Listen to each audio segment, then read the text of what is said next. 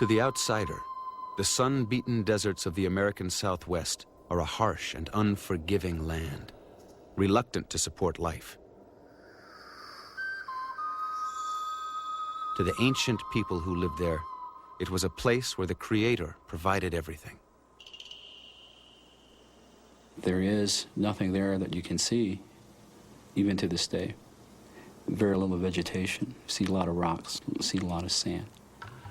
The Hopis have always maintained that that's a chosen place for them. It was chosen for them by the Creator, the Great Spirit, for the Hopis. The ancient people of the desert were the ancestors of all the modern Pueblo nations. To their Hopi descendants, they are known as the Hisatsinan. But to most of the world, they are known by the Navajo name, Anasazi. Around 900 AD, the Anasazi flourished in a wide circle covering parts of modern-day Utah, Colorado, Arizona, and New Mexico.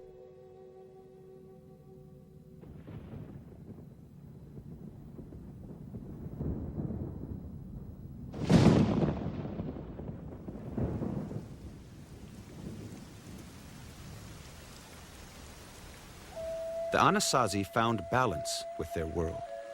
They learned where to find water and how to harness it. Villages joined together to build dams, reservoirs, and irrigation canals, turning deserts into gardens of corn and squash. They were a people intimately connected to their land.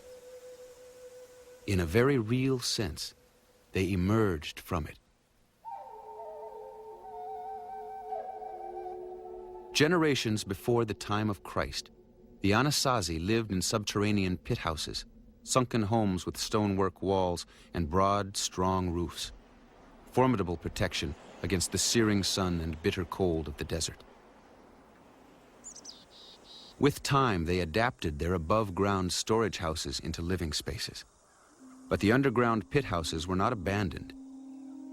They were retained as spiritual places of teaching, the place of origin, the kiva. 100 years before the first Gothic cathedrals were built in Europe, the master architects and stonemasons of the Anasazi were building great kivas that could hold 500 people. Around 900 AD, the Anasazi leadership embarked upon a bold and visionary plan.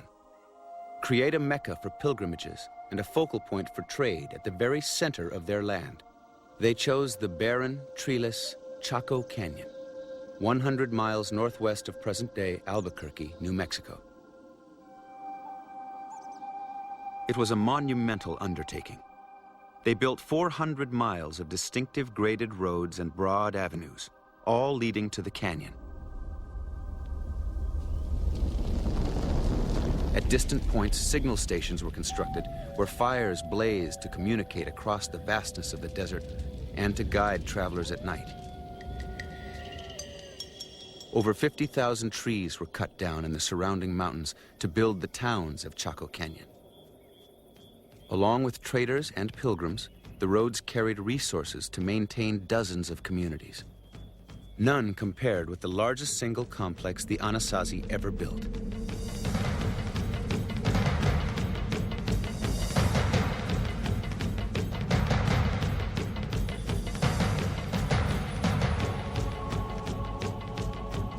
Pueblo Bonito, the wonder of the canyon.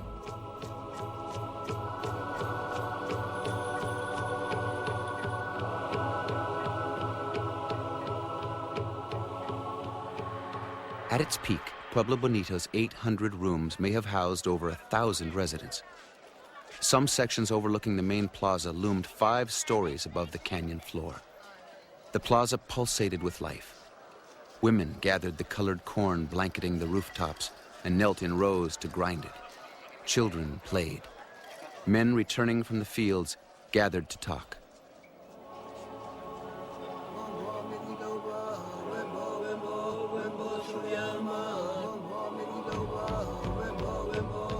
"37 sacred kivas scattered throughout the complex speak to Pueblo Bonito's rich ceremonial life.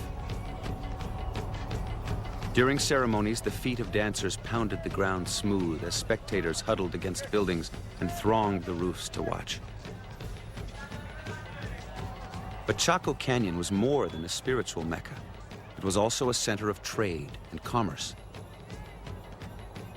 And trade in one stone, more valuable to Chaco's Mexican trading partners than gold or jade, was the engine of the canyon's economic growth. Turquoise.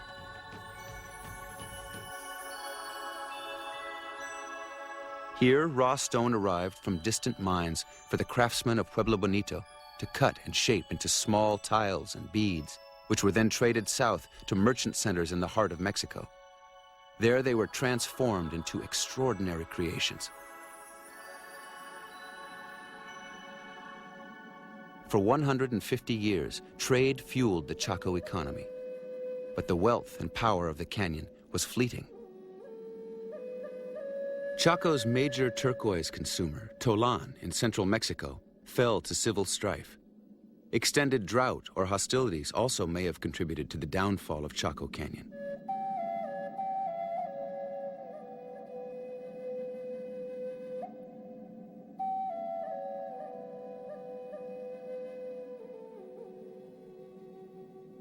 By 1150, it was in decline, the great turquoise road over the Mexican High Sierra abandoned. But the Anasazi world still flourished. The people of Chaco Canyon simply moved to other locations.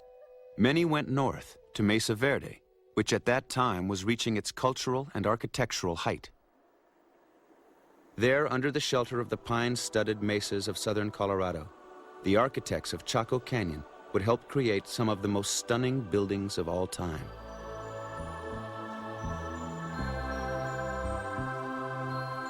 The largest of these is known as Cliff Palace, though it is a palace in name only. These beautiful stone buildings of the Anasazi were home to common families. It was a society based on equality. Men rotated service on public works. Women plastered houses. The man who farmed also carved. Spiritual leaders tilled the fields. Each time when I see and visit any ancient dwelling, I feel close because these are my ancestors, my forefathers for centuries. With little meditation, looking at their dwellings, within few minutes, half hour, I get refreshed.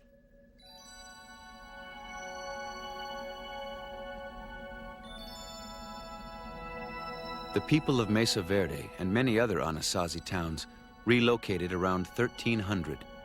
The period of the ancestors came to an end, and the modern-day Pueblo world took shape.